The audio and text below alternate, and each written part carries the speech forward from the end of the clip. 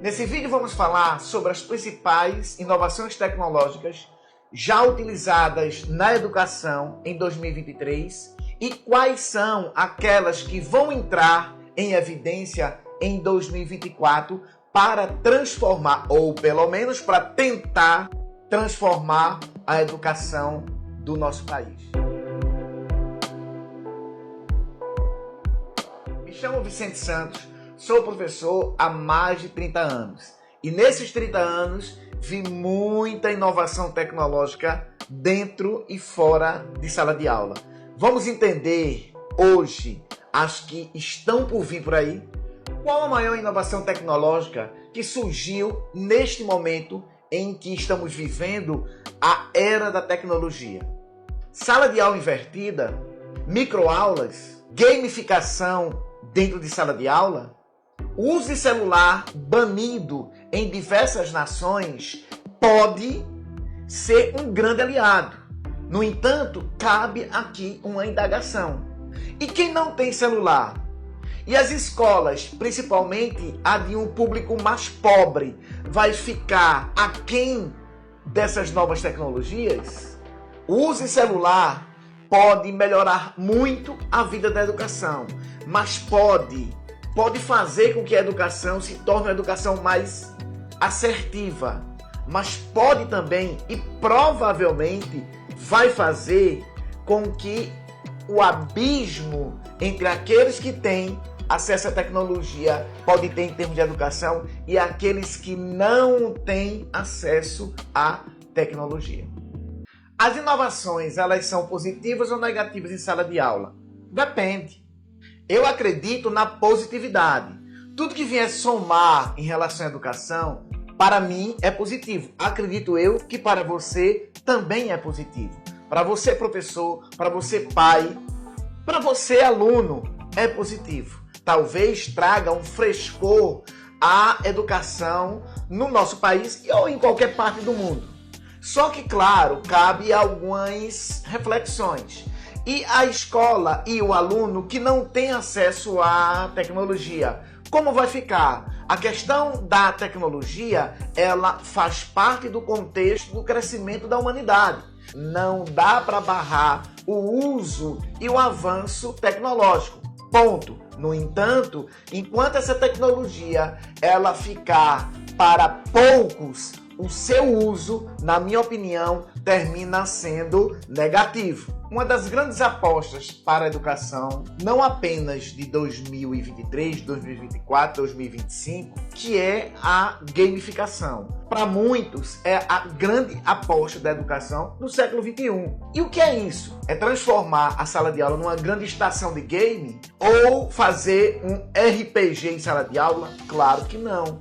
Na realidade, é utilizar games e a ação que os games permitem dentro da sala de aula, dentro do teu conteúdo. Claro que não é algo fácil, não é algo que todo professor se aventura e, ao mesmo tempo, mesmo aqueles que gostam de tecnologia sentem uma dificuldade nata de colocar isso em prática. Até porque envolve a questão de celular. Mas acredito eu, e isso não sei, pode ser, não tem um bola de cristal, mas pode ser algo que no futuro vai ser muito utilizado, sim, dentro da sala de aula. Mas a gamificação que vem do termo gamification, uma expressão norte-americana, já é utilizado no infantil, já é utilizado na educação dos menores e tem que ser utilizado porque é uma estratégia que pode dar certo.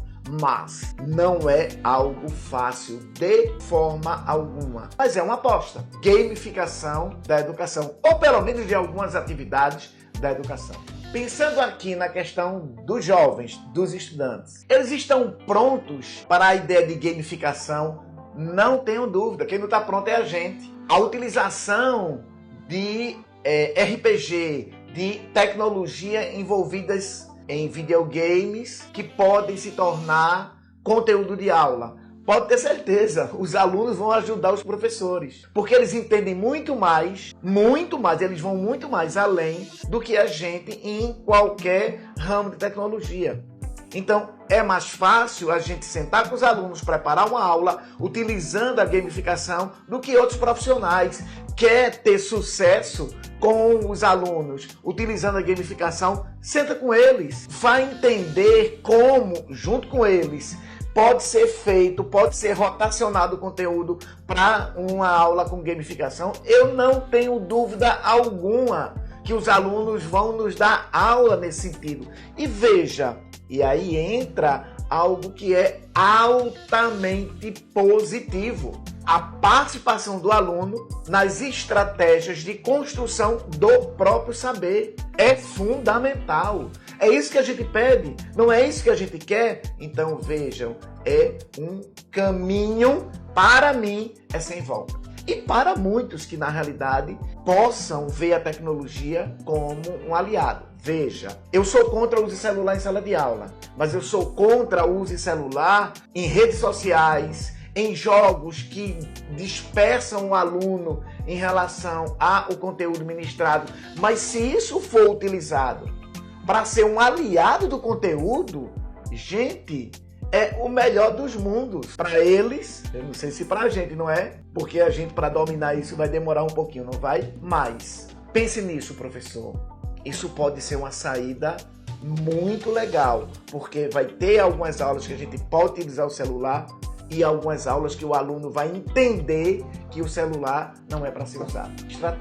Estratégias. Uma das tecnologias que com certeza vai inovar muito o ensino-aprendizagem é a questão da microaula. O que é microaula? Professor, como assim? É aulas pequenas? Não, não é só isso. É um formato onde o contato entre o conteúdo e o aluno, ele é mais rápido, ele é mais eficaz, ele é menor e mais eficiente. Eu tenho um vídeo apenas sobre microaula. Eu vou deixar a descrição do vídeo aqui para vocês poderem ver só sobre microaulas. É algo que, na minha visão, vai muito além da inovação. É uma questão de mexer com a forma do aluno aprender.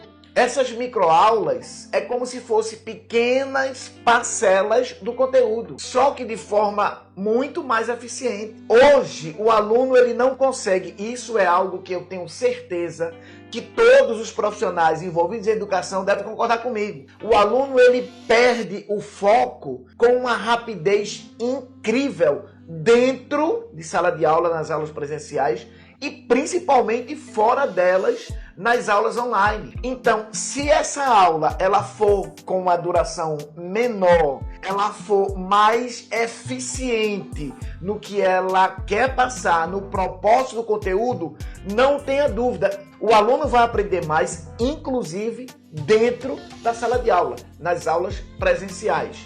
Teríamos, mas aí é preciso que a escola tenha uma coragem imensa de mexer em algo que é quase secular, a questão dos horários. Microaulas, vamos imaginar que dentro da sala de aula, dentro do presencial, de 20 a 25 minutos, mais intervalos, mais momentos em que o aluno vai estar ali no pátio da escola e volta para uma microaula e volta para outra microaula. Veja, pode ser muito eficiente. Mas que escola vai abraçar essa funcionalidade?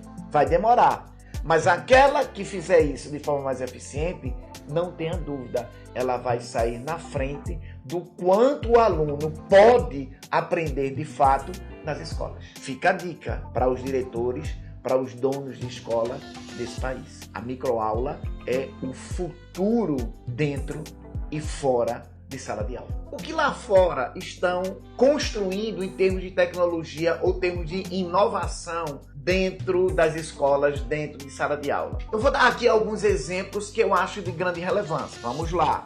O Japão. O Japão teve uma diminuição de 30% da carga horária cognitiva. E o que é que eles estão trabalhando, Vicente? Estão trabalhando, principalmente, as habilidades socioemocionais. Vamos lá. resiliência, trabalho em equipe, foco. São habilidades que com certeza vão capacitar muito mais os nossos alunos para aquilo que o aluno quer exercer profissionalmente. Os alunos começam a aprender ou dar foco na parte emocional desde pequenos, o que obviamente transforma esses alunos, quando chegam no ensino médio, em alunos mais proeficientes. Então, uma coisa boa no Japão, claro, deve ser trazida também para o Brasil. Na Finlândia, que para mim é um dos polos que mais se deve olhar, que mais devemos estudar, porque ela é muito assertiva em relação à educação, é uma das educações mais celebradas do mundo todo, é um país que dá uma resposta muito positiva em termos de prova a nível mundial. Estão trabalhando muito em projetos feitos não apenas por 1, 2, 3 alunos, mas por equipes de alunos. O que faz com que o aluno tenha autonomia, o que faz com que o professor, na realidade, seja um grande motivador da construção do próprio conhecimento pelo aluno.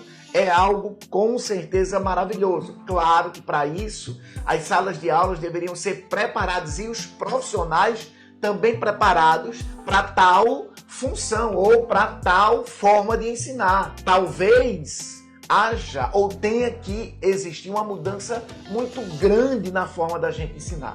Outro ponto que também é importante, que também devemos observar, é a questão da Coreia do Sul. O uso de tecnologia e o número de horas passado de forma positiva dentro das escolas é muito grande. Não é uma questão de passar as horas na escola sem produzir, ou simplesmente assistir aula de manhã e à tarde assistir aula também. É uma questão de produção. O aluno tem que produzir. Seja de que disciplina for, seja em que foco for, ele precisa produzir. Nesse sentido, com certeza, o aluno passa a ser realmente protagonista. E não aquela ideia do protagonismo do aluno só no papel. Várias inovações tecnológicas assertivas dentro da educação, elas são necessárias. Cabe, claro, os nossos professores, o Ministério da Educação, as escolas, tanto públicas quanto particulares,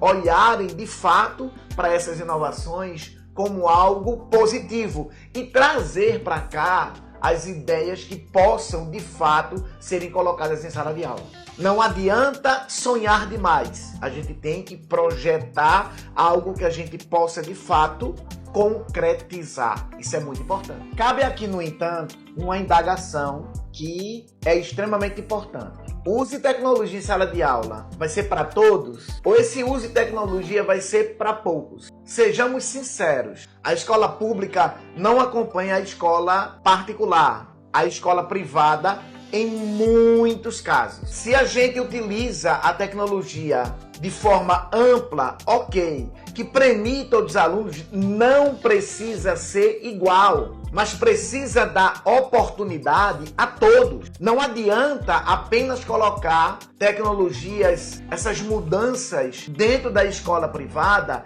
e a pública nada ganhar. Vejam que milhões de alunos estudam em escolas públicas no Brasil. Quantos deles têm uso realmente de tecnologia em sala de aula?